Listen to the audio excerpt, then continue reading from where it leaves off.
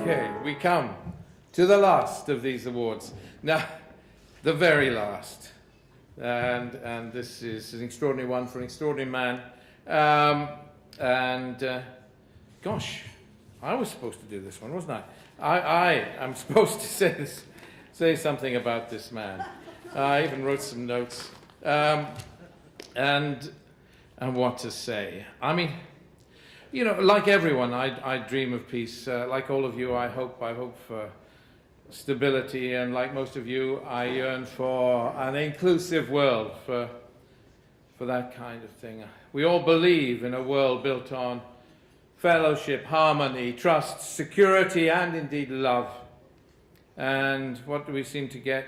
War upon war and more war, and to the victor the spoils. And what are the spoils of war? In the case of Syria, Yemen, Libya, Afghanistan, and Iraq, the spoils of war are rubble and ashes, and people gone, never to return, to homes gone, never to exist again. But does it need to be like this? Can we change things? Can we not build societies based on inclusivity, whether here in London or Paris or Rome or Raqqa or Dara or Mosul or Damascus? Can we not take the rubble and rebuild, restore the wasteland, and in so doing, restore the wasteland of our hearts and the hearts of the victims of war, so embittered by resentment, distrust, and the desire for vengeance?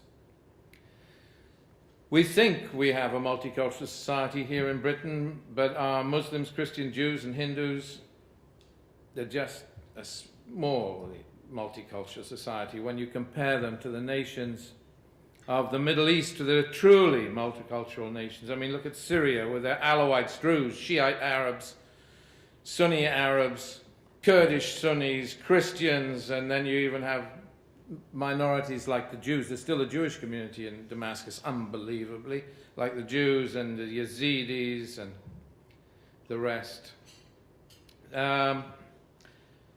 And somehow we have to embrace all of us must embrace each other, and whether stranger or enemy, and try and make them friends, is what I believe.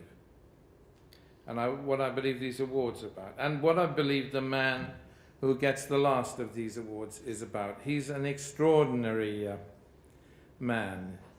So I'll come to the point. There's one man in this room with more friends than almost anyone else in creation.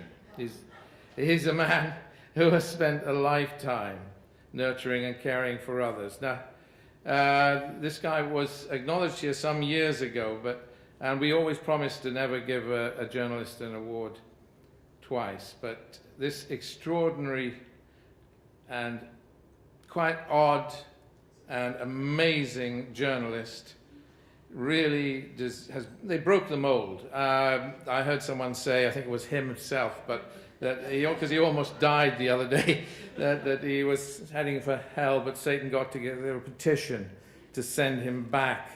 And I can quite believe that, actually. But he is the very best of men, and I think that truly there are very few that can ever equal the great caliber of this particular man. I just hope he has not consumed too much of the red water and can manage to give his acceptance speech, because the winner is... On television, he was disingenuous, he was not honest with his people. I think it's much more of headline-grabbing, public opinion, outrage. It's business. I don't like that, ban it. Censor this. The student union actually stopping people giving talks. This new phenomenon, the television debates, is new. We are not proportional representation, we are not Republic. The lines between right and left is totally blurred. I'm traditional. I used to get a slap on the head if I complain as a child, or if I even cry. But now he's pouring his heart out about what used to be taboo.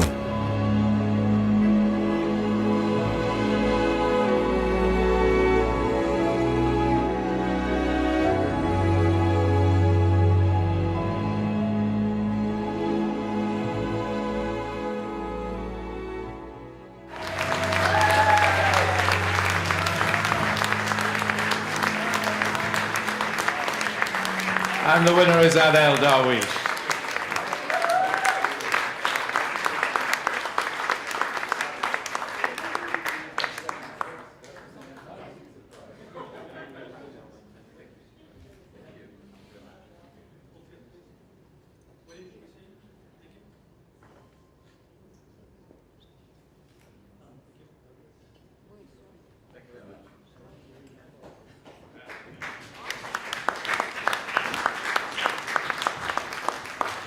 Well, good evening, my lords, ladies, gentlemen, fellow hacks and hackettes.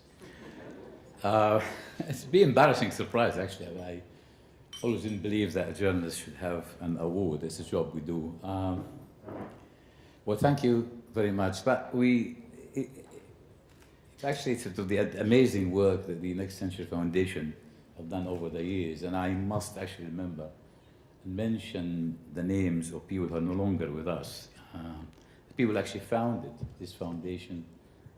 William's father, one of my teachers, people who in the 1960s taught me journalism, Claude Morris, and Jawid Hussein, and David Gord-Booth, people no longer with us, but sort of actually work we inherited now.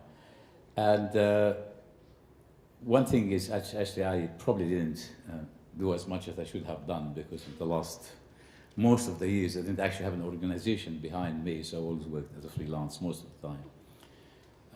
But I'm trying, doing my best. And actually, it's true. I hope William didn't sort of suggest this award, because I nearly died a few months ago. And then actually in hospital, they just decided that I'm causing too much trouble, so they did their best to get rid of me quickly. But one thing actually saddens me at the moment, actually, is the attack on free speech. It's from the right and from the left. And nowadays you get people say, oh, I don't like what they write, just ban them, and she's not a feminist enough, ban her, and that's something we should really, really fight for. It doesn't matter even if they criticize us, something we don't like, but we must fight for freedom of speech and freedom of expression, and that's what we are here for. And at least now with this modern media, if nobody wants to publish what we write, there is the social media and books, which I try to write. But again, it's an embarrassing surprise, but thank you very much.